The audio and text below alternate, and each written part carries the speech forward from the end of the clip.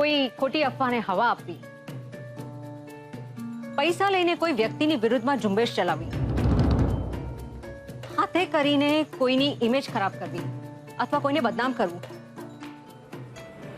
આને કહેવાય yellow journalism, જે લોકો અને સમાજ માટે બહુ જ નુકસાનકારક છે. અને એટલે જ આવતીકાલના બધા છાપામાં મોહન ભટ્ટ અને કિંજલ ભટ્ટની માફી માંગતું માફીનામું છપાઈને આવવાનું છે. અને સાથે સાથે અમુક રિપોર્ટર્સ અહીંયા આવીને તમારા બધાનો ઇન્ટરવ્યુ લેશે, જેથી કરીને સચ્ચાઈ અને તમારો પક્ષ લોકોની સમક્ષ આવે. Thank you મોહિતભાઈ. ને કાપડિયા મેડમ, તમારો પણ ખૂબ ખૂબ આભાર. આભાર તો તારો કિંજલ, તારે લીધે મને સમાજમાં યલો જર્નાલિઝમ વિશે જાગૃતિ લાવવાનો મોકો મળ્યો, તેમજ નવેસરથી લડવાની મને તાકાત પણ મળી. ઓકે, તો ફરી ક્યારેક મળશું તારા હાથની ચોફી પીવા માટે. ચોક્કસ. તો આપણે જઈશું. હા, ચાલો.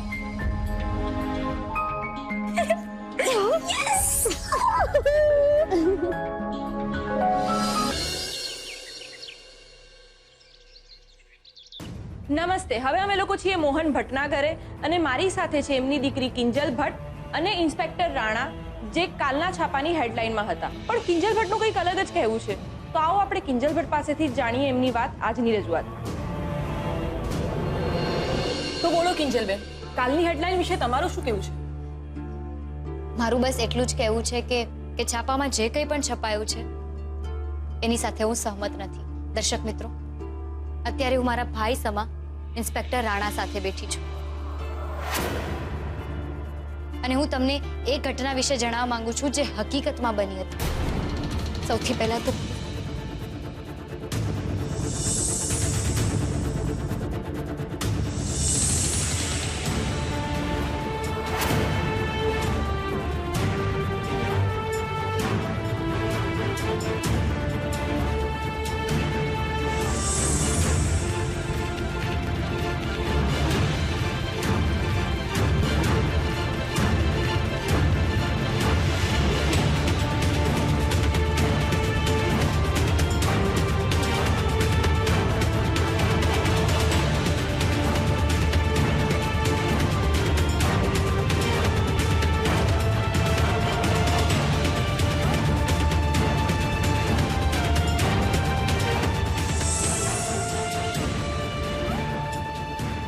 તમે શું નક્કી કર્યું છે? હવે પછીનું તમારું પગલું શું હશે? શું સુશાંત સામેની ફરિયાદ તમે પાછી લેશો? હવે પછીના પગલાની તમને બહુ જલ્દી ખબર પડી જશે. નવી પોલિસી મુજબ વેસ્ટ સાઈડના બધા જ રોડ બ્રોડ થઈ જશે, એટલે ત્યાં કટ આવી જશે અને સાઉથ ગેટ બાજુ સરકારી ગાર્ડન બનવાનું, એટલે ત્યાં લોકોની અવર જવર પણ વધી જશે. તો ત્યાં કમર્શિયલ પ્રોજેક્ટના ચાન્સીસ વધી જશે.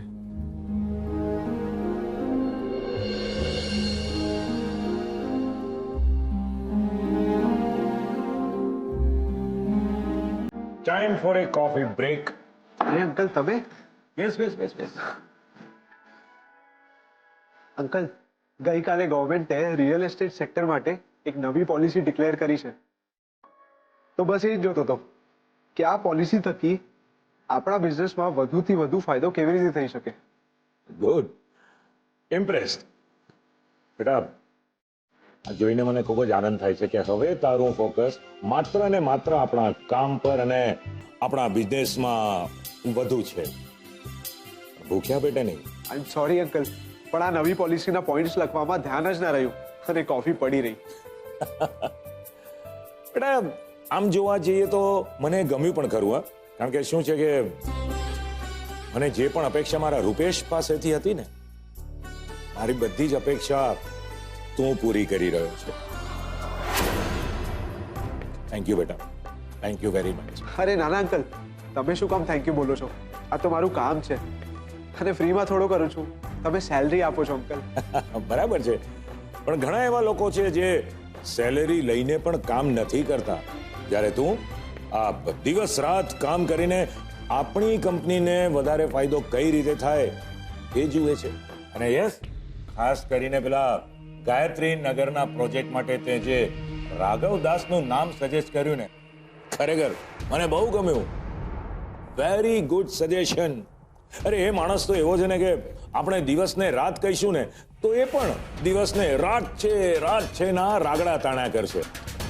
અને પૈસાની લાલચમાં આપણે જે પણ વાત કહીશું ને એમાં હાય હા કરે રાખશે. Good suggestion. હા બેટા, તે એમની પાસે પેલું એગ્રીમેન્ટ તો સાઈન કરાવી લીધું ને? હા અંકલ. બસ તો બેટા, હવે જોઈએ રાજ, જે રીતે કૂતરાને આપણે આમ બિસ્કિટ નાખી અને કૂતરો કેવો આપણી આજુબાજુ આમ પૂંછડી પટપટાવતો ફર્યા કરે, કેવો લાળ પાડતો હોય છે, બસ એ જ રીતે રાઘવ દાસને પણ હવે લાળ ટપકાવતા આપણે જોઈ રાખશું.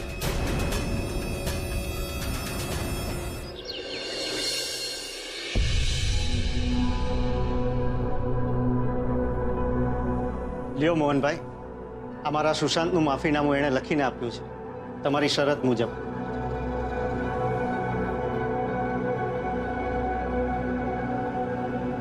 કિંજલ બેટા, જી પપ્પા. લે મોટેથી વાંચ એટલે બધાને સંભળાય. જી.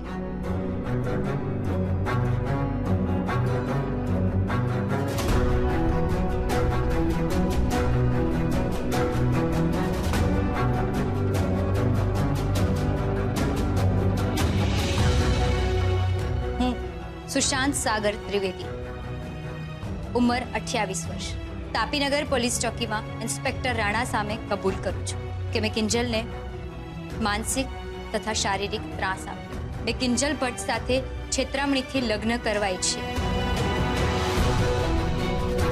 ને જ્યારે હું એમાં સફળ ના થયો ત્યારે કિંજલને ફોન કરીને ત્રાસ આપવાનું શરૂ કર્યું.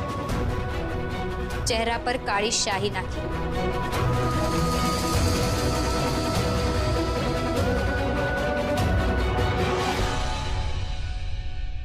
કાળા ગુલાબ મોકલ્યા.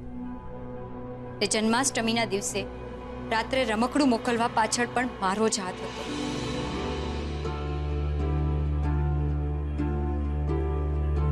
જેથી કરીને હું કિંજલને માનસિક રીતે હેરાન કરી શકું.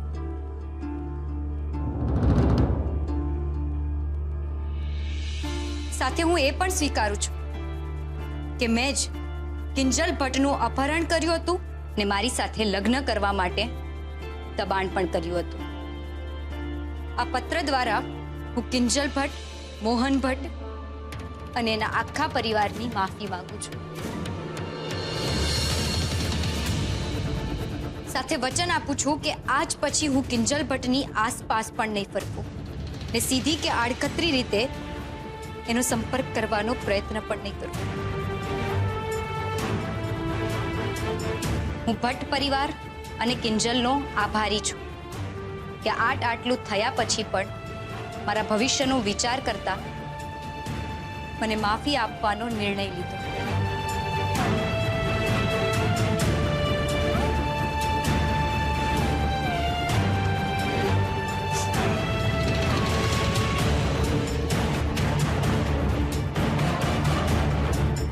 સાગરભાઈ,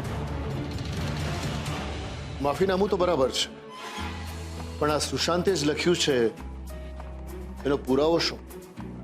મોહનભાઈ, સુશાંત જ્યારે માફીનામું લખી રહ્યો હતો ને એનું મેં વિડીયો રેકોર્ડિંગ કર્યું છે.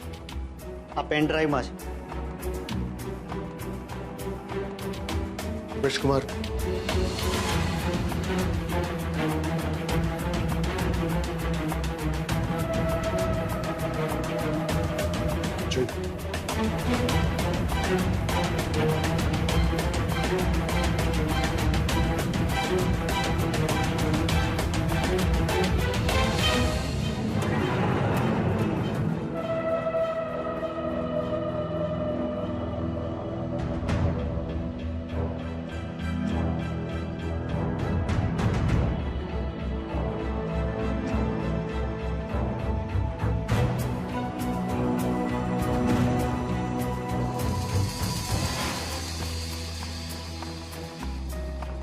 ઠીક છે. સાગરભાઈ, મારી પહેલી શરત તો બરાબર છે, પણ બીજી શરતો શું? અદા મારી બીજી શરતનું શું? મોહન, તારી બીજી શરત બહુ અઘરી છે, પણ પંચ હોવાની નાતે એ પંચની જવાબદારી છે કે નાતની બેન દીકરીની આબરૂ જળવાઈ રહે. એની હારે કોઈ રમત કરે તો પંચ અને નાતબાર મુક્ત જરા પણ અચકાશે નહીં. હું પ્રેમજી કિશનચંદ ભટ્ટ આજથી અત્યારથી જ રાઘવ ભટ્ટ, રાહુલ ભટ્ટ અને ભવાની ભટ્ટને નાત બહાર મૂકું છું.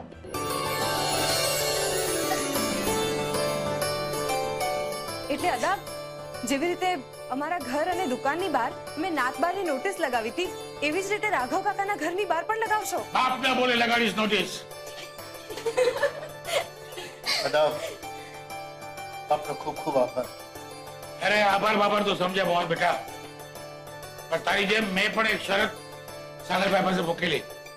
સાગરભાઈ, આપણી શરતનું પાલન કરો ભાઈ. હા દા, આ લો મોહનભાઈ ચેક 3 લાખનો તમારા માટે. 3 લાખનો ચેક? અદા નહીં, બહુ સમજાવું. તમે આ આખો મામલો ઘર મેળે પતાવી દીધો. તો કોર્ટમાં ગયા હોત તો સાગરભાઈને 3 લાખનો ખર્ચો તો થયો જ હોત ને. જાય નહીં મોહન, મને ખબર છે કે તું ના પાડવાનો છો. અરે બેટા, આ તારી આબરૂની કિંમત નથી, તારા હકના પૈસા છે. ના ઇન્જેક્શનની એમને જરૂર છે. આ પછી હવે પોતાના દીકરાની લગામ ખેંચી રાખશે. મોહન, લઈ લે છે. ચાલો ભાઈ, હું તો ચાલ્યો હવે રાઘવના ઘરે નોટિસ લગાડવા. તમે છોડ્યું, પોલીસ ચોકીએ જાઓ, ફરિયાદ પાછી લઈ લેજો. ચાલો નીકળો. અદા, જમવાનું અહીંયા જ રાખવાનું છે. હા, એ તો ના પડી તો અહીંયા જ આવીશ. તરસ શું લાગે છે? નાતબાર કેટલા માણસોના ઘરે જમવા જઈશ? હાલો સાગરભાઈ, નીકળે. ચાલો ઘરે. જય માતાજી. જય માતાજી અદા. હાલો. મીરા, આ મંદિરમાં મૂકી દે, સારા કામમાં આપી દઈશું.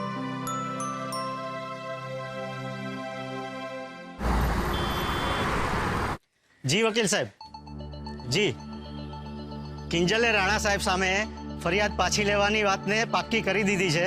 તમે સુશાંતને છોડાવવાના પેપર લઈને જલ્દી આવી જાઓ. ઓકે. સાગર અંકલ, મેં સુશાંત વિરુદ્ધ ફરિયાદ પાછી લેવાની હા તો પાડી દીધી છે, પણ તમારે પણ સુશાંતને સમજાવી દેવો પડશે કે આજ પછી સુશાંત ક્યારે પણ મારો સંપર્ક કરવાનો પ્રયત્ન ના કરે. તું ચિંતા નહીં કર બેટા, હું ગેરંટી લઉં છું. એણે પણ લખીને તો આપ્યું જ છે ને.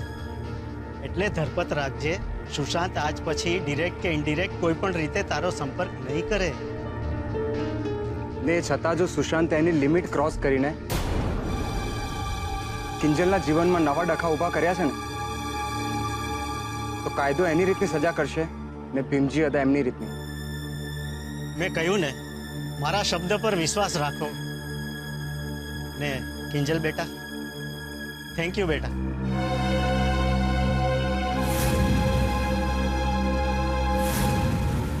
તે આજે અમારું ઘર પણ બગડતા બચાવી લીધું. જય હાટકેશ. જય હાટકેશ.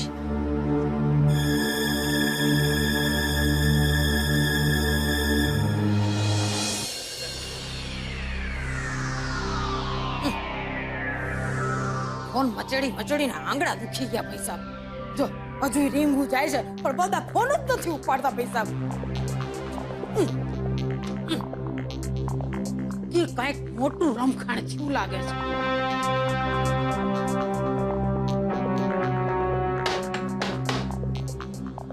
એ સરોજ આવી બા. અરે આવી નહીં, જલ્દી ગુડા ને. જા, હદા આવીવા લાગે છે. જલ્દી બાયણું ખોલ, અને હદા હોય ને તો માથે ઢાંકી લેજે પાછું. ચાલ જલ્દી. અરે અદા, જય માતાજી. જય માતાજી સરોજ બહુ. બા જ કહેતા હતા તમે જશો. તબિયત તો સારી ને? સારી છે. આવો આવો.